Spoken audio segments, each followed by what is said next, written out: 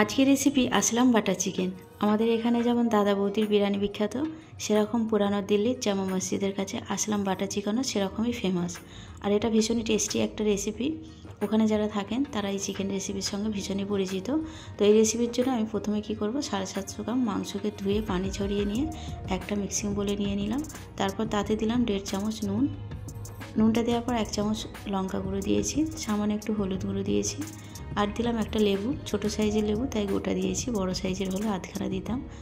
লেবুর রসটা চেপে চেপে খুব ভালোভাবে মাংসে দিয়ে দিতে হবে। আর এতে দিয়ে দেবো 2 চামচ আদা রসুন বাটা। আদা রসুন বাটাটা দেওয়ার পর সমস্ত উপকরণ মাংসের সঙ্গে খুব ভালোভাবে মিশিয়ে নেব। আর এটা ঢেকে রাখবো 30 মিনিটের জন্য। আপনি চাইলে 1 ঘন্টাও রাখতে পারেন। 30 মিনিট পর ঢাকনা খুলে এটা ভেজে নেব। একটা প্যানে 2 চামচ দিয়ে দেবো সাদা তেল, আর দিয়ে দেবো 1 চামচ বাটার। তেল আর বাটার খুব ভালোভাবে মিশিয়ে নেওয়ার পর এতে দিয়ে দেবো একটা একটা করে মাংস। আর গ্যাসের ফ্লেমটা হাই করে দিতে হবে। মাংসটা দেওয়ার পর হাই ফ্লেমে মাংসগুলোকে একটা সাইড 5 মিনিট ধরে ভেজে নিতে হবে। 5 মিনিট পর অন্য সাইডটা উল্টে দিতে হবে। মাংসগুলো ভাজতে টোটাল 10 মিনিট লাগবে। তারপরে এই মাংসগুলো তুলে নেব। তুলে নেওয়ার পর দ্বিতীয় ব্যাচের যে মাংসগুলো আছে সেগুলো দিয়ে দেবো। দুটো ব্যাচে মাংসগুলোকে খুব ভালোভাবে ভেজে নেওয়ার পর টোটাল সব মাংসগুলো আমি একসঙ্গে এই কড়ার মধ্যে ঢেলে দেবো। ঢেলে দেওয়ার পর এতে আমি দিয়ে দেবো সামান্য একটু বিট নুন, আর চাট মশলা দিয়েছি 2 চামচ, আর জিরে গুঁড়ো দিয়েছি 1 চামচ। আর এই 3টে মশলা আমি 2 চামচ টক দইয়ের মধ্যে মিশিয়ে এই মাংসের মধ্যে দিয়ে দেবো। এই কাজটা আপনি আগেও করে নিতে পারেন, তো আমি এটা পরেই করেছি। আর এই মশলাটা ম্যারিনেটের সময় মাংসের মধ্যে দিয়ে দিলে একই রকম স্বাদ হবে। তো এই মশলাটা দেওয়ার পর আমি মাংসের সঙ্গে খুব ভালোভাবে মিশিয়ে নেব। আর গ্যাসের ফ্লেমটা একদম লো করে দেবো। লো করে দিয়ে এটা ঢাকা দিয়ে রেখে দেবো 5 মিনিটের জন্য। 5 মিনিট পর মাংসগুলো চেক করে নেবো যে মাংসগুলো ঠিকঠাক সেদ্ধ হয়েছে কিনা। তো মাংসগুলো ঠিকঠাক সেদ্ধ হয়ে গেছে। মাংসগুলোকে লো ফ্লেমে ঢাকা দিয়ে কিন্তু সেদ্ধ করতে হবে, তাহলে কিন্তু এরকম খুব ভালোভাবে সেদ্ধ হয়ে যাবে। তারপর কি করব, এই সেদ্ধ হওয়া মাংসগুলোকে একটা রোস্টারের উপরে দিয়ে দেবো।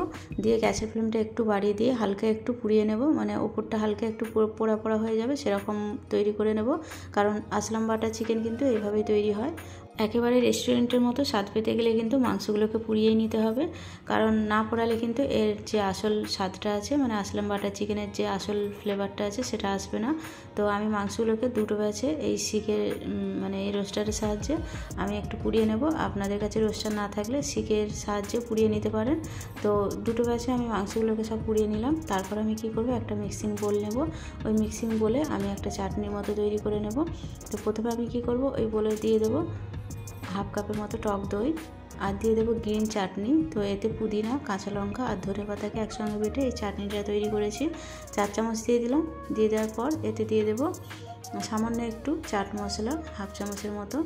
এবার সমস্ত উপকরণ খুব ভালোভাবে মিশিয়ে নেব। আর এই চাটনিটা কিন্তু দিতেই হবে। এটাই হচ্ছে আসলাম বাটার চিকেনের মানে আসল টেস্ট। তো চাটনিটা উপর থেকে এরকমভাবে দিয়ে দেবো। দিয়ে দেওয়ার পর এতে দিয়ে দেবো বাটার।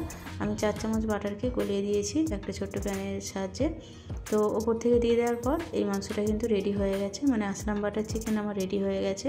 আর মাংসগুলো কত সুন্দরভাবে সেদ্ধ হয়েছে দেখুন। আর খেতে কিন্তু দারুণ টেস্টি হয়, কারণ ওপর থেকে যে চাটনিটা দেওয়া থাকে সেই চাটনির জন্য আর বাটারটা দেওয়ার জন্যই কিন্তু মাংসগুলো খেতে একদম দারুণ টেস্টি লাগে। তো রেসিপিটা ভালো লাগলে একটা লাইক করে দেবেন, আর যদি মনে হয় চ্যানেলটা আমার সাবস্ক্রাইব করে আমার পাশে থাকবেন। আর রেসিপিটা দেখার জন্য আপনাদের সবাইকে আবারও অনেক ধন্যবাদ। সবাই খুব ভালো থাকবেন।